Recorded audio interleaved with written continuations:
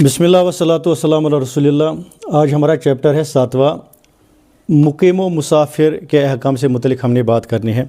चूँकि असल में ये चैप्टर हमारा इस वक्त का मौजू नहीं था, मगर जो वज़ू और तहरत के बारे में हमने आगे मसफ़ का मसला पढ़ना है, उस मसला में मुकीम व मुसाफिर की ज़िक्र आती है। तो इसको समझने के बग़ैर हमें नमाज के कुछ मसाइल और तहरत के कुछ मसाइल समझने में थोड़ी बहुत दिक्कत आएगी, इसलिए मैंने ये चैप्टर यहाँ पे चूज़ किया है। तो मुकीम और मुसाफिर, मुकीम बोलते हैं जो कहीं पे रेजिडेंट होता है, जो कहीं का रेजिडेंट होता है उसको मुकीम बोलते हैं। मुसाफिर जो सफ़र पे होता है। तो याद रखना मुकीम किसे कहेंगे। जब हम मुकीम समझेंगे, मुकीम को समझने के बाद हमें मुसाफिर, शरई मुसाफिर समझ आएगा। तो लेट अस स्टार्ट। हम स्टार्ट कर लेंगे कि मुकीम किसे कहते हैं। जो वतन असली का रिहाइश हो, वतन असली होमलैंड, होमलैंड यानी वतन असली, ये एक टर्म है। जो शख्स अपने वतन असली के हुदूद में रहता है तो उसे मुकीम कहेंगे। जो होमलैंड में रहता है उसे मुकीम कहेंगे। तो पहली डिफिनीशन, जो वतन असली का रिहाइश हो वो मुकीम होता है। दूसरी चीज़ आप याद रखेंगे, वतन असली से बाहर मगर 92 किलोमीटर्स के दायरे के अंदर है। कोई शख्स अब वतन असली से बाहर निकल चुका है, होमलैंड से बाहर है, मगर 92 किलोमीटर, 92 किलोमीटर से बाहर अभी वो नहीं गया है।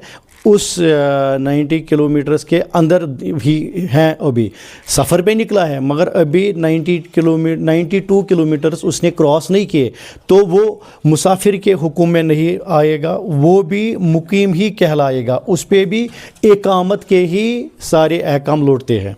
तीसरी बात, वतन असली और 92 किलोमीटर से बाहर है।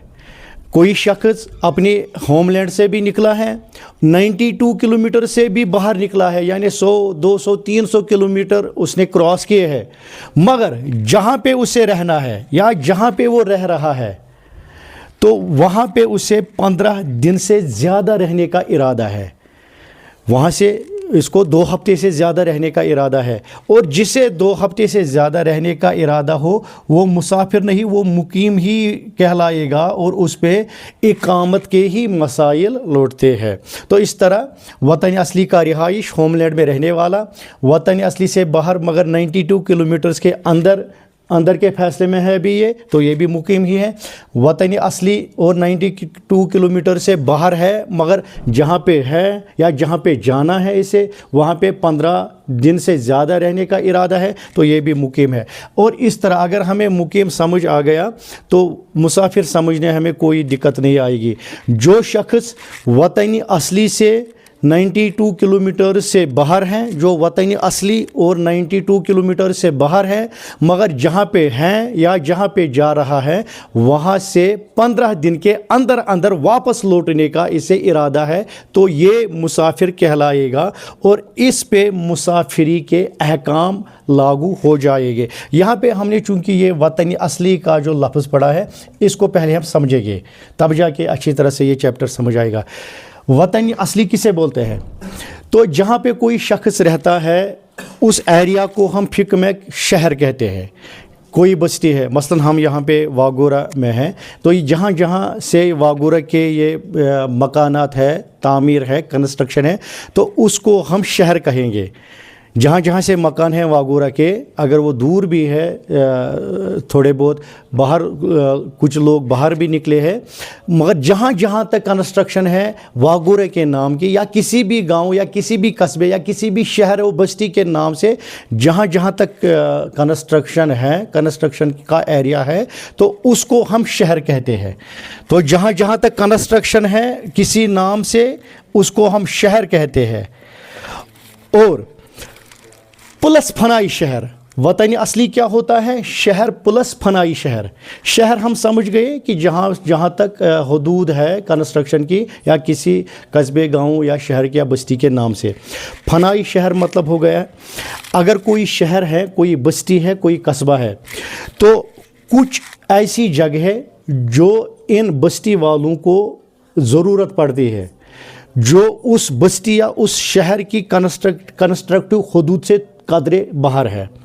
مثلا کوئی شہر ہے, آپ گرافکلی سمجھ سکتے ہیں, یہ شہر ہے اور اس شہر کا جو مقبرہ ہے یہ تھوڑا بہت دور ہے, 1 کلومیٹر, آدھا کلومیٹر, 2 کلومیٹر دور ہے یہ مقبرہ, یا اس بستی کا جنازہ گاہ ہے, یہ 1 کلومیٹر, آدھا کلومیٹر اس سے دور ہے, یا عیدگاہ ہے, یا میدان ہے, یا بس سٹاپ ہے. جس بستی سے اس کے کچھ جگہ اس کی جو دور ہوتی ہے, بستی سے باہر ہوتی ہے, مقبرہ, جنازہ گاہ وغیرہ, اگر یہ جگہ, اگر یہ مقامات بستی سے دور ہے تو وہاں تک, مقبرے تک, جنازہ گاہ تک, عیدگاہ تک, میدان تک, بس سٹاپ تک, یہ جو حدود ہے, یہ جو ایریا ہے, اس کو فنائی شہر کہتے ہیں. شہر جہاں تک بستی ہے اور شہر سے باہر مقبرے تک, جنازہ گاہ تک, یا جو میں نے واٹ ایور جو میں نے ڈسکس کیے ہیں, باغ وغیرہ نہیں. اگر باغ ہے, کھیتی ہے, تو وہ اس میں انکلوڈ نہیں ہے. صرف مقبرہ, جنازہ گاہ, عیدگاہ, میدان, وہ مقامات جو بستی والوں کو ملی طور کبھی ضرورت پڑتے ہیں, جو یا جن کو بستی والے ملی طور استعمال کرتے ہیں, تو اس حدود کو, وہاں تک کے حدود کو فنائی شہر کہتے ہیں. اور وطن اصلی صرف شہر کا ہی نام نہیں ہے, بلکہ وطن اصلی شہر اور فنائی شہر ان دونوں ایریاز کو ملا کر بنتا ہے. مثلا اب شہر, یہ وطن اصلی یہ صرف یہ ایریا نہیں ہے, بلکہ وطن اصلی یہ ایریا ہے. یہ ایریا وطن اصلی کہلائے گا, کیونکہ بس سٹاپ, میدان, عیدگاہ, جنازہ گاہ, مقبرہ یہ اس حدود میں آ گیا. تو آپ سمجھ گئے, وطن اصلی شہر پلس فنائی شہر یہ ایریا ہوتا ہے. اور فنائی شہر, اب کوئی انسان یہاں سے نکلا ہے, آپ گرافکلی یاد رکھ لو, اب کوئی انسان یہاں سے نکلا ہے, اسے سفر پہ نکلنا ہے, یہ یہاں شہر کے اختتام پہ پہنچا, ابھی یہ مقیم ہی ہے. پھر یہاں تک پہنچا جہاں تک فنائی شہر کا حدود ہے, ابھی بھی یہ مقیم ہی ہے. چجائے کہ اس کو 92 کلومیٹر دور جانا ہے, مگر یہاں تک ہمیشہ یہ مقیم رہے گے. کوئی بھی سفر کرنے والا شہر کے حدود کے اختتام اور فنائی شہر کے حدود کے اختتام تک ہمیشہ مقیم رہے گا. یہاں سے اب یہ اس وقت مسافر گنا جائے گا جب اسے 92 کلومیٹرز کے پار جانا ہے, اور جہاں جانا ہے وہاں سے 15 دن کے اندر واپس لوٹنا ہے, تب وہ مسافر گنا جائے گا. مگر کہاں سے مسافر گنا جائے گا؟ فنائی شہر کے حدود کو کراس کرتے ہوئے وہ اب مسافر جانا جائے گا جب 92 کلومیٹرز پار جانا ہے اور وہاں سے 2 ہفتے کے اندر واپس آنا ہے. ہاں, اب جو مسافری کے مسا اور نماز والے, قصر والے حقوق ہیں, یہاں تک اس کو برابر ایز اے مقیم نماز اور مسا کا حکم جاری ہوگا, اور یہاں سے جا کے اب مسافر ہوگا جب اس کنڈیشن کے تحت ہو کہ 92 کلومیٹرز کے پار جانا ہے اور 15 دن سے پہلے واپس آنا ہے. تو میں گزارش کر لوں گا اس ویڈیو کی وساطت سے, جو ہم مسائل ان بچوں کی وساطت سے, ہم یہاں بچوں کو پڑھاتے ہیں الغازی دارالہدیٰ واگورہ میں, اور ان چیپٹرز کو ہم آف لائن اور آن لائن بھی چلاتے ہیں. تو میری گزارش رہے گی, جو ہمارے ان فقہ کے دروس کو سنتا ہے, تو ہم انشاءاللہ الرحمن اللہ کے بلی نیت سے کرتے ہیں, اور انشاءاللہ اجر خدا اور اللہ تعالیٰ کے اجر کا ہمیں امید ہے. تو میری گزارش رہے گی, جن کے سکرینوں سے ہمارے یہ درس گزر جائے تو اس کو پھیلانے میں ہماری مدد کر لے. اور مدد کرنے کا ایک ذریعہ یہ ہے کہ آپ اس کو سننے کے بعد ایک تو اپنے گھر والوں کو سننے کے لیے آپ یہ فون پرووائڈ کیجئے یا انہیں شیئر کیجئے, اور جو باقی لوگ ہیں آپ کے فرینڈ ہیں تو اس کو فیس بک پہ آپ شیئر کیا کر لیں, تاکہ ہمارے جو لیکچر ہو اسے زیادہ سے زیادہ لوگوں تک پہنچایا جا سکے اور اسے زیادہ سے زیادہ لوگ سنیں. انشاءاللہ ہماری یہ دعا رہے گی, ان بچوں کی یہ دعا رہے گی جو ان لیکچرز کو آگے پہنچانے میں ہماری مدد کر لے. دین و دنیا میں ان کی مدد اللہ اور اس کے رسول صلی اللہ علیہ وسلم فرمائے, اور ان کو اللہ تعالیٰ ہر مصیبت اور ہر مشکل سے آزاد کر لے. جو ان کے مقاصد و مطالب اللہ تعالیٰ انہیں روا فرمائے گا. وما علینا الا البلاغ المبین.